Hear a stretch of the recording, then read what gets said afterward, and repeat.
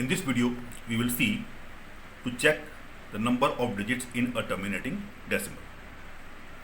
We have seen in the previous video that for a rational number of the form p upon q, if it is terminating, then the prime factors of q are in the form of 2 to the power m into 5 to the power n, where m and n are non-negative integers.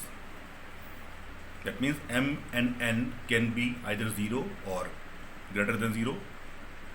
Together m and n cannot be 0, or either m can be 0 then n is non-zero, or n is 0 then m is non-zero, but basically they both can be either 0 or greater than 0, but not at the same time. So here basically the idea is the prime factors of denominator can have either 2 or 5 or 2 and 5 together. So in this video we will see that if the decimal is terminating, then after how many digits the decimal will terminate. Okay? For example,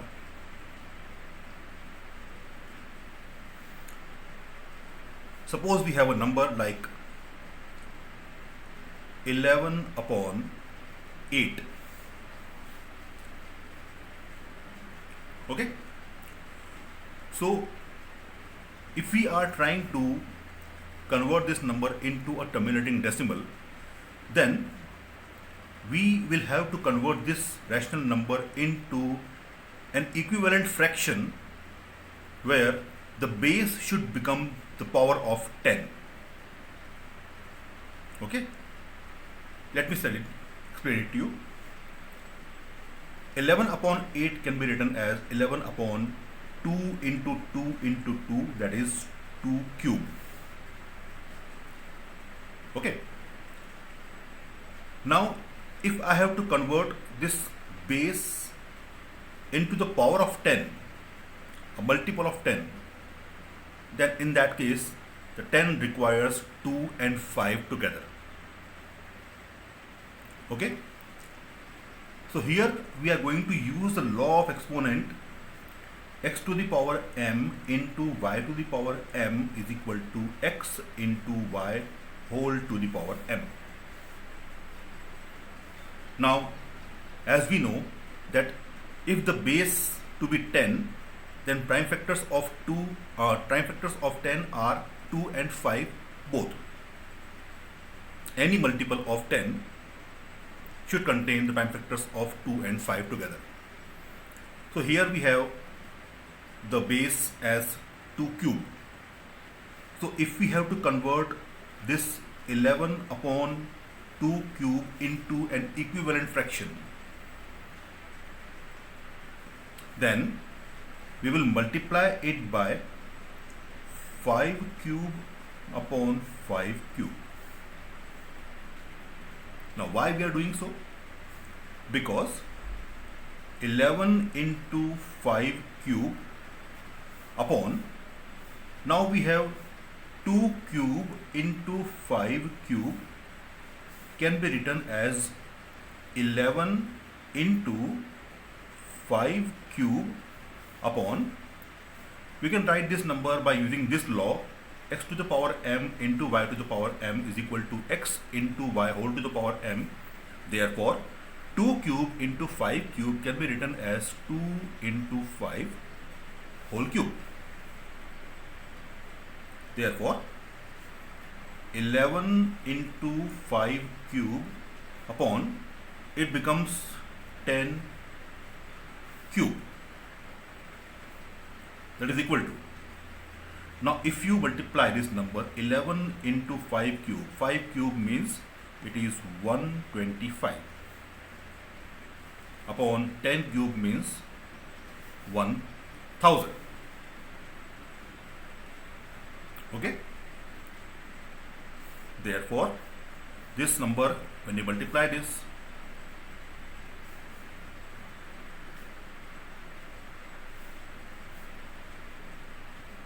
one 375 upon 1000. That means 1375 upon 1000 becomes 1.375. That means this decimal is ending after 3 digits. The decimal is terminating after 3 digits. Now this we have done to check that after how many digits the decimal is going to terminate.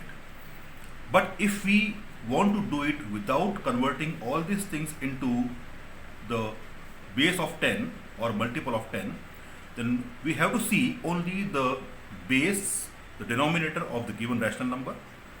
Like here we was given 11 upon 8, that is 11 upon 2 cube. Now 2 cube means if we have to convert in the base of 10, then we have to multiply it with the 5 cube. This means that the power will be 3.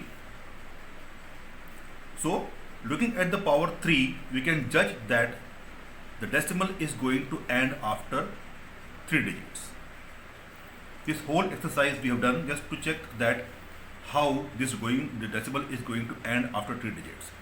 But if we are going to solve this question in exam, then just by looking at the power we can judge that after how many digits the decimal is going to end. Let us take another example.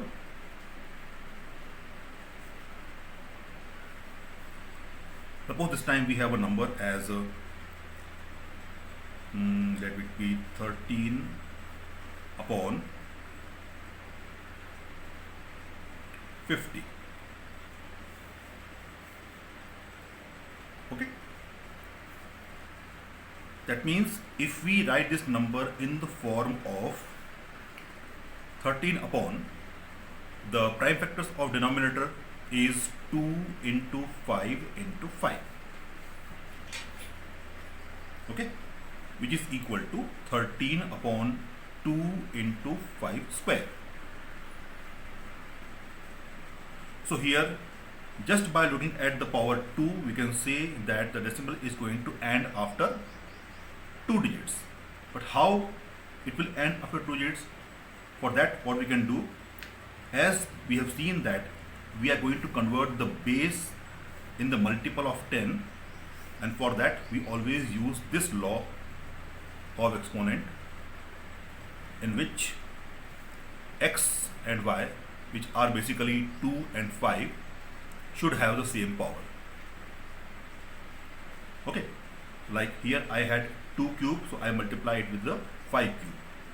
So it becomes 2 cube into 5 cube compared with the x to the power m into y to the power m having same power. So ultimately it becomes x into y whole to the power m. Same thing we will do here. 13 upon 2 into 5 square. Now since 2 and 5 both should have the same power, so what we can do is we can multiply it 13 upon 2 into 5 square into 2 into 2.